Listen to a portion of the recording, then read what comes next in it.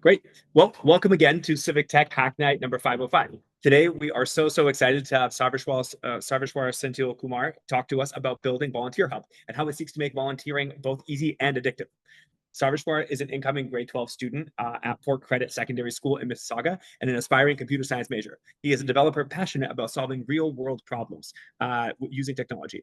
Sarveshwar, thank you, and take it away.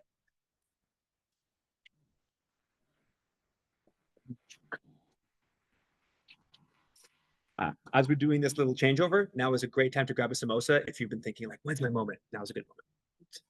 Yeah. So if you're going to share your, I'm going to take this up away. Feel free to share your screen. And then yeah, as long as you hang around here, folks will be able to hear you. Do I need to turn my mic off here? No, here's your mic. Yeah, so it's just your, you can turn your video. Your video.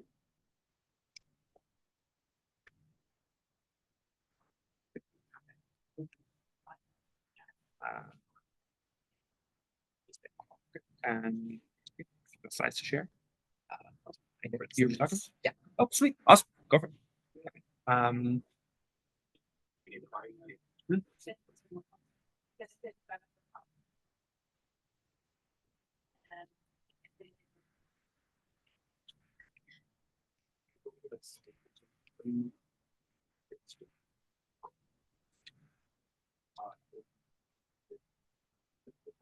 Oh, you're just sharing your screen on the website. Yeah. Oh, okay, great. Never mind.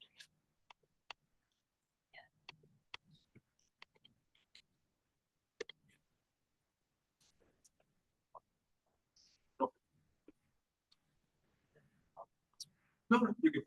Stop. Yeah, put up. Right. My name is Sarveshwar, and over the past couple of weeks in the summer after school ended, I've been working on VolunteerHub, which is my app for making volunteering easy as well as addictive to make sure that people actually volunteer. So this here is the landing page that we've created along with my co-founder, which you can scroll later. Of course, it's not deployed yet, hence you see the X's there. Now let's move on to the actual application. So this is the homepage for the app. It's pretty minimalistic, or in my view, it's minimalistic. It has two buttons. You won't see that unless you're an admin, of course. So when we click find opportunities, this is what separates it from other volunteer websites on the market right now. Right now, if you wanted to look for a volunteering opportunity, you can type in a field, like let's say I wanted programming opportunities. I would type that in and I would be given a full bunch, like entire rows and rows and pages of opportunities. Rather, what I aim to do is make that simpler and somewhat addictive by using a simple swipe. So it's intuitive UI. You can either use arrow keys or you can swipe using the mouse itself, which, as you can see, you can view more details regarding the opportunity and the apply now link, which leads to that website for actually applying. So the website itself. I can swipe left or I can swipe right. I used arrow keys there. Now when you swipe, oops, give me a second. If you swipe right, or if you save an opportunity, it goes into your saved opportunities, which I'll give a second to load here. And this basically gives you more information about the opportunity, such as the address, the time commitment, and as well as any skills you may need. And one feature I want to add was, let me go back here. In this UI, I wanted to add a share button where you could invite friends or make it easy, more easier to share to other people to get them to volunteer with you, because it's no fun volunteering when you're alone. It would take you to a page like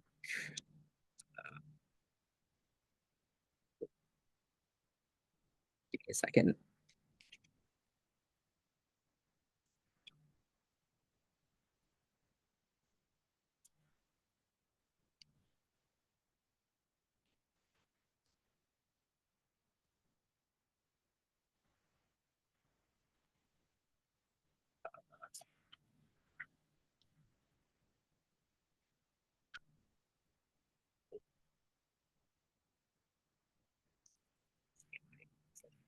Okay.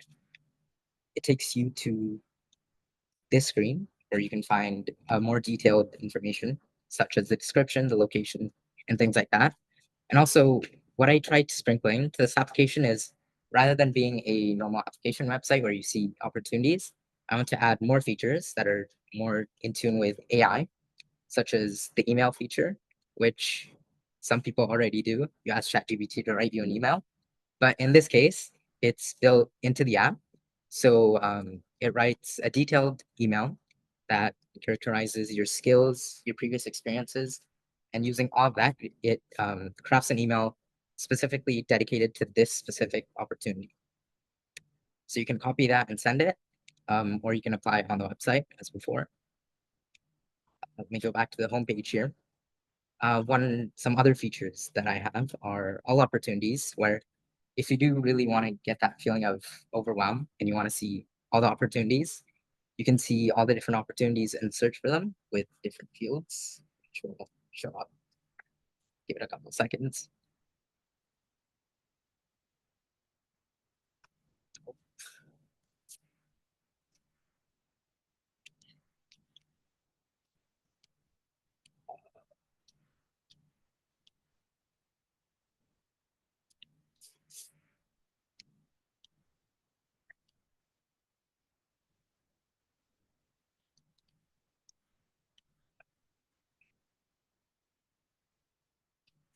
Which you can see here. Sorry for that. Which you can see here. You can have, again, this will, if you click on one of the opportunities, it will take you once again to the page that I showed before. And you can also apply directly using the link. You can also search for specific opportunities such as conferences, hackathons, which is my favorite personally, contests, competitions, as well as meetups like this one. Another feature is a interactive map, which I'm not going to click right now. It's a bit buggy. It's a work in progress. It shows an interactive map of all the different opportunities around you. You can hover over it and see the details of the different opportunities. And let's go to profile. So this is my profile here. I'm going to try not to dox myself. Let me clear all my skills and interests. And one thing, as I said, is I've tried to incorporate AI into this to make the process more seamless. So one example of that is I can add in my resume here. And if I click update profile, it'll scrape that resume and it'll find all the different skills and interests and it'll add them automatically to there. You're gonna have to trust me on this one. Other than that, this is the basic, you can update all your information and things like that. AI email, which is similar to what I showed you earlier, but instead of a specific information page dedicated to the opportunity, whenever you save an opportunity, it shows up here.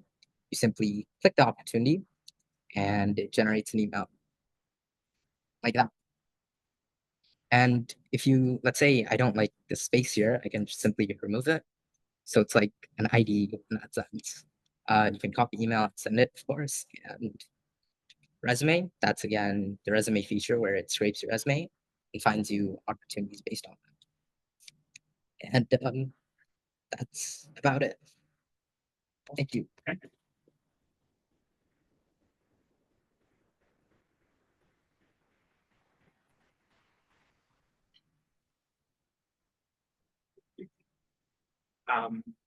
Because we're a little bit buggy on the tech, we're good. Chill here. And if you've got questions in the room, we'll just say them and we'll say them back to make sure that folks are here. So if you've got questions online, we could drop a Q in the chat. If you've got questions in the room, give us a hand up. So this is a great concept, concept. So there's I have two questions.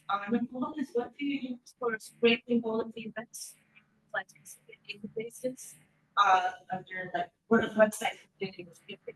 And my second question would be, talk about search. Is it keyword based search or spam research? I think the lot would be like one. So the question just for folks online was one, where is the data from the events coming from? And number two, what is the search that is being used within this website with a point towards semantic search? All right, so I'll start with the first question. In terms of scraping the opportunities, currently all the opportunities I showed you are fake. They're generated by ChatGPT, but the way we would scrape that we've tried scraping in the past is the first iteration of this project. I tried scraping with Selenium. However, I couldn't get that to work with all the different anti-AI and anti-scraping things that are out there currently on the browsers. The second thing that we've turned to is the idea of using specialized APIs.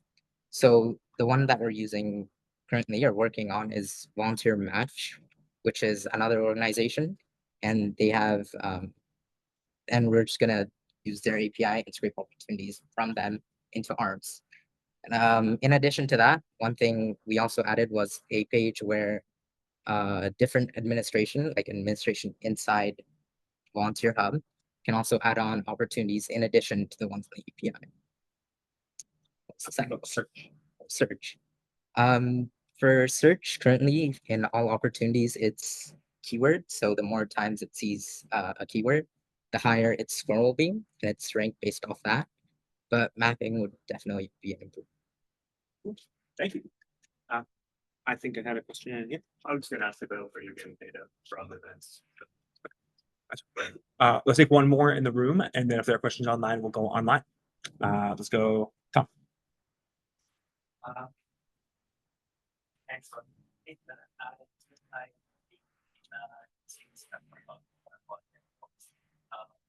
I sent my friend download.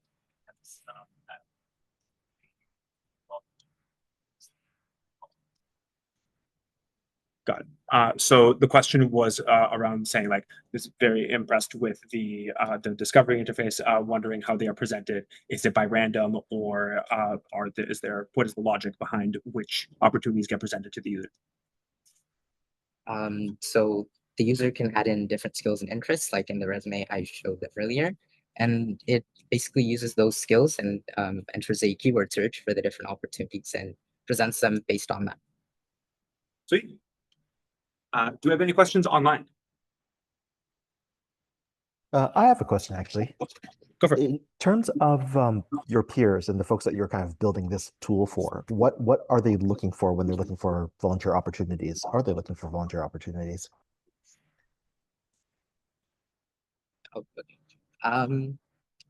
So the target audience for this is definitely high school students, because as you probably know, there's a 40-hour minimum they need to get your Ontario high school diploma. And the way we intend on capturing that is by making it easy, of course. And give a second. And also we wanted to find one problem that students have is finding opportunities that cater to their specific skill set. So I know a friend currently who wants to go into computer science, but unfortunately he still doesn't have all his hours because he's looking for that something that can make his hours worthwhile. And the way we're solving that is using the keyword search and finding opportunities that are dedicated to his skill set. Makes sense. Awesome. If we have no one else online, let's rock to the room. I saw a question here. Brian just asked. Brian asked a question. Okay, awesome. Any other questions in the room? Okay, this is maybe being like not technical, but I haven't seen a workflow before of like having AI generate an email and then being able to edit it. That's just like very cool to me. And I'm curious, like, how do you change this kind of workflow? Like, how did you do it? So I don't know. It's not good. Awesome. Yeah. Question. Sure. So thank you. So the question was around the really cool workflow you have where you have an AI generated email that can then be edited. What was the thought process behind that being a workflow or the interface that you present to the user? Right. So you're talking about this page here, I presume, right? Yeah. Okay. So the thought process behind this actually comes from a bug in an issue that's still not fixed. So when you generate an email, for some reason, it always leaves a blank space there. So I wanted to remove that, and I figured that I tried tuning the prompt and prompt engineering and trying to fix that using the API call itself.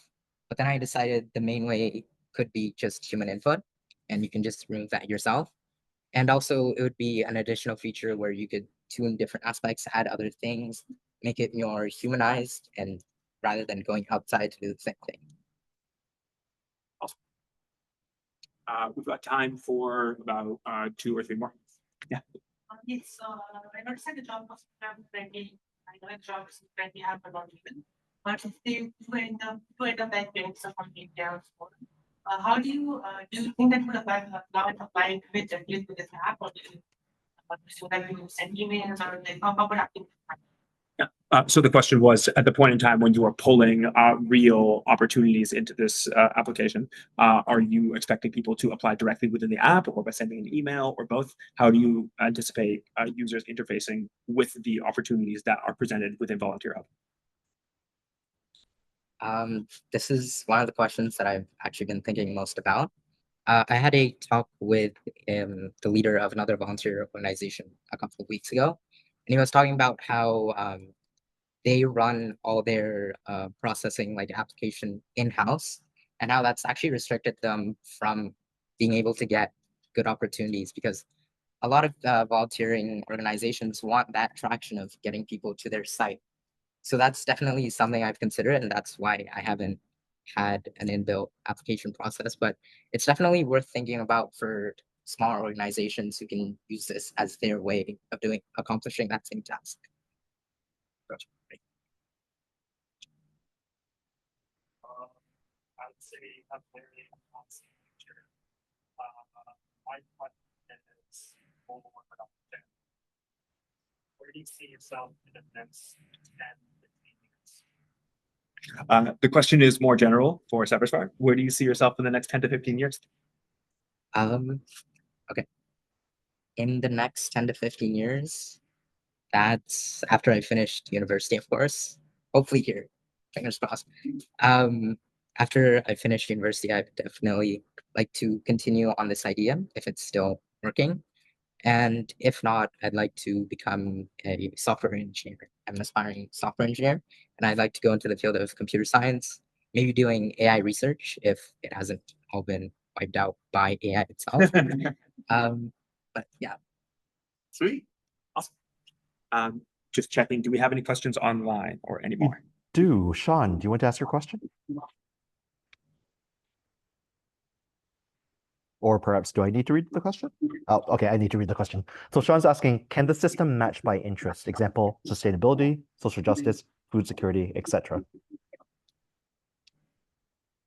Yes, so the way we track the different scores of the different opportunities is by way of keyword searching. So if I, for example, inputted like Python, it would search for opportunities that have Python in the description or the title. And that's how we would recommend them. So it is semi-based on skills and interests. Any more online? John, is that a question or? Yeah, it is actually. Because I find myself running a food security program. Sorry, I run a food security program in New Toronto. And in order to effectively work the drop-in, it's not a question of having a resume. It's just a question of being willing to show up and be compassionate. And a lot of the work that is involved is basically simply a willingness to tolerate and listen to people and do the unglamorous work of things like loading the dishwasher and dealing with the pots. And I'm looking at this at this application, and it's a wonderful example of software engineering. But I'm just thinking that if somebody comes to me, I would say come and have lunch with us a few times, and then decide what you would like to do. I'm not going to be in a position where I'm really going to be looking at their resume. is a fair interpretation of that question wise, like whether or not there's a way to like speak to like soft skills or have like alternate ways for applicants or users on this platform to interface with those who are posting opportunities? Pretty Or much.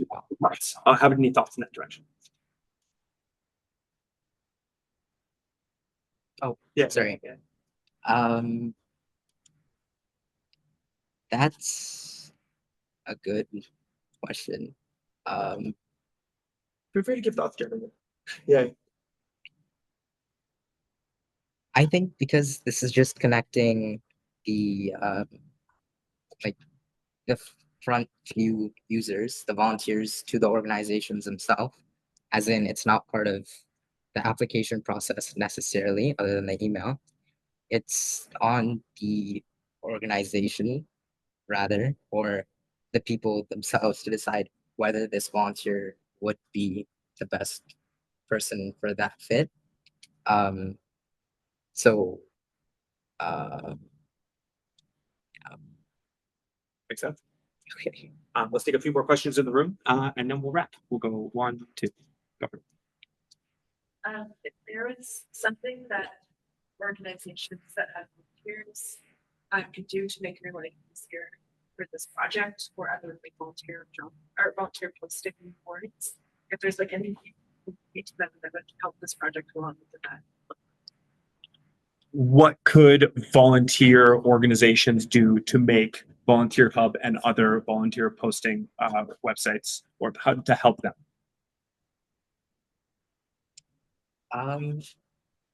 Mainly having detailed descriptions, of course, that give a full overview of. You're asking what can. What can volunteer posting organizations do to help VolunteerHub and other similar sites? Yeah, as I was saying, it helps to have a detailed description where it goes over a full role overview, as well as any necessary skills and interests, and also a mandatory section for skills and interests so that people don't waste time applying to anything that might be beyond their skill set. For example, experience and things like that. Makes sense. Jim?